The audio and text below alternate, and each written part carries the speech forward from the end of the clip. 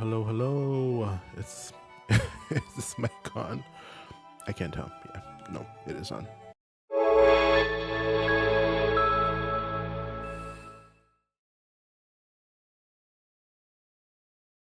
My name is John, and I'm just a regular guy who loves clothes and smelling good. So if you like fashion, if you like fragrance, if you like self-care, then I encourage you to stick around because there just might be something for you. I want to start off by saying, y'all, I am scared out of my mind. I've started or created this channel many years ago, but I never ended up posting anything. And I think for a number of reasons. The biggest reason I can think of would be fear. And I think for many years, I've allowed fear to dictate what I thought I could and couldn't do.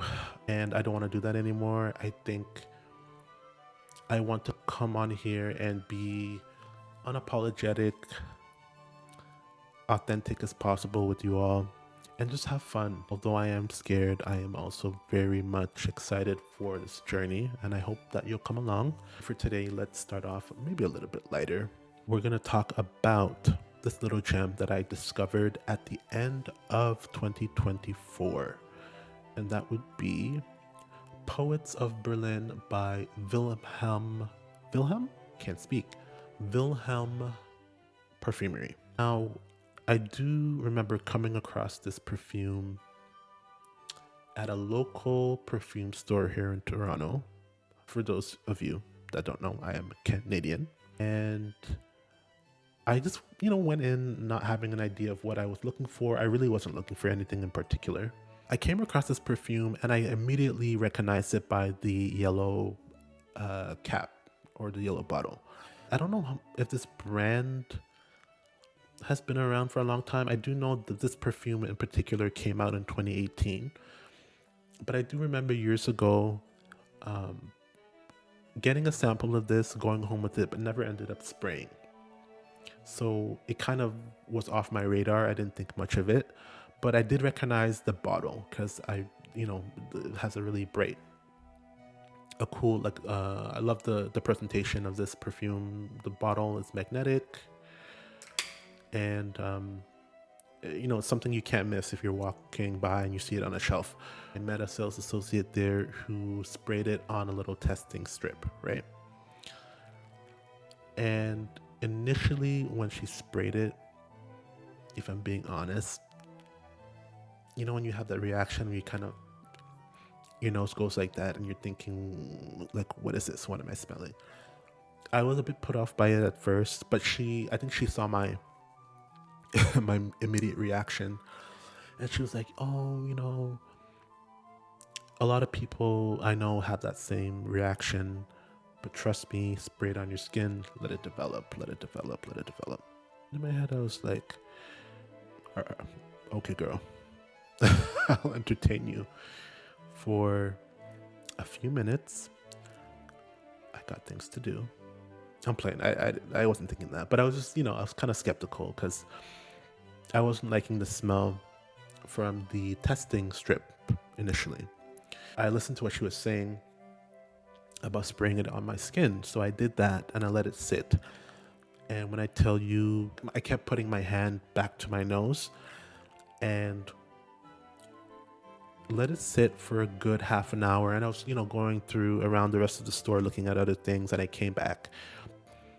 And when I tell you that last time that I put my hand to my nose, I said, wrap it up. It is the most weird, but also intriguing, one of the most intriguing smells that I've ever come across. And I'll say this, it is the complete opposite of what I would normally go for. If you know me, I typically love a gourmand smell. And for those of you that are maybe not into perfume or maybe just don't know, gourmand smell typically are classified as smells that smell like you can eat them, that are edible. So I love vanilla and perfumery, even chocolate, different spices. So when I initially you know, smelled this, I was like, whoa, what is this smell? It smells completely like something that, asked me 5 years ago, I would have completely passed this. When you initially spray this, for the first 10 to, I would say, 15 minutes on my skin at least, you get that initial burst of fruit, right? So think about blueberry and lemon, which are the top notes. Extremely fruity on my skin. After the 20-minute mark, I would say that's when I start to smell, or the perfume develops into something a little more green, a little more earthy, and that's referencing the bamboo and orris. Once that sort of dissipates, you let it sit for, another half an hour, another 45 minutes, another hour. You get that base note of vetiver, vanilla, and sandalwood. Many people in the fragrance community classify this as a green vanilla, and I think that is extremely fitting because just the way that it's composed, there is a very almost vegetal earthiness to this, supported by that underlying vanilla. And again, going back to the initial spray of the blueberry and the lemon at the top, it's so different. And I never thought I would like a perfume that smelled like this, because based off the note breakdown, again, it's not something that I would really have paid much attention to if you were to ask me, or if I were to come across this like 5 years ago. The best way I can describe the smell to the average person, if you are familiar with, and hear me out on this, right, it might sound really weird, if you ever come across green bananas, right, shout out to all my Caribbeans, green bananas, and you were to peel the skin of that, put your nose to it, and also think about adding vanilla, but not a sugary sweet vanilla, but almost like the vanilla, almost like the vanilla pod. Like if you were to take a vanilla bean and you were to kind of scrape it with a knife and to put it to your nose. So again, the skin of a green banana, vanilla, and a slight, almost green woodiness from bamboo and orris. That is what this smells like to me. And maybe based on maybe I did a horrible job at describing what it smells like. But it's something you need to experience. If you get the opportunity to get a sample of this, please do. This is not a blind buy whatsoever. Please do not, waste your money on getting this full bottle and think that you're going to magically love it because you've seen reviews or you've seen someone else that that has this perfume. It is something you need to experience because, again, it's not something I would ever have, thought of getting if you had asked me, many years ago. I think it's something that I will definitely repurchase only because I don't have anything in my collection like this. And again, my collection at this current time consists of 5 bottles of perfume, including this. I don't really have that many perfume. Over the years, I've curated perfumes that I, use and that I really enjoy. Not to say that it won't grow. Probably it will grow as months go by, as the years go by. But for now, I have 5, and I think I don't have anything like this in my collection. I'm extremely happy to have it, and I think it's great in terms of its longevity as well. In terms of performance, I would say I get anywhere between 6 to 8 hours on my skin. It really becomes a skin scent after the first few hours, and I don't have a problem with that. I think when I initially bought this, again, this was at the end of 2024, and I have heard that this is a beast in the spring and summertime, which again, I don't really mind. I mean, typically in the summertime, I don't want anything that's too sweet or too cloying. I don't find this to be the case. But obviously, I'll experiment more as the weather changes and it gets more, it gets warmer outside, I will kind of see how it plays on my skin. But you know, I love that it becomes a skin scent after a few hours. It stays closer to the skin. I have no problem with that. If you're someone who wants to have a beast mode fragrance throughout the entire day, I don't know. I don't know if this one will scratch that itch. But again, everyone's body chemistry is different, so that could be the case for you. In terms of price, I will only speak to Canadian dollars because again, I am from Canada. So to all my fellow Canadians, this does come in two sizes, both a 50 ml and a 100 ml.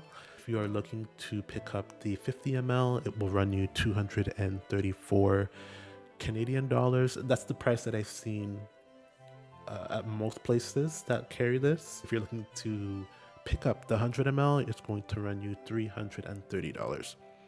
So by no means is this a cheap perfume. I've made quite a dent in it. I don't know if you can kind of see it. A little over half, or so I've used a little under half of it, I should say, sorry. And yeah, I don't think you should, again, going back to what I was saying a bit earlier, don't blind buy this by any means. It's not cheap. Obviously, if you can find it online and at a discount place, by all means, you know, if you can get it cheaper, if you can do a swap, if you're into any groups where you can swap perfumes and get a better deal, by all means, I think that's a great idea too.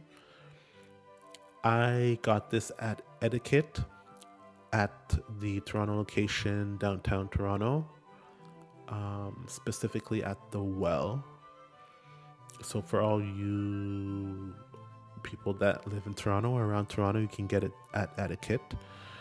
I know Etiquette is initially based in Montreal, so obviously if you are closer to that area, you can find it there as well. I got it in store, but you can also get this online, and they do ship, I want to say, worldwide as well. But yeah, that's pretty much it on this perfume. I don't really have much else to say. I hope you enjoyed that little highlight of Poets of Berlin. Again, by Wilhelm Parfumerie.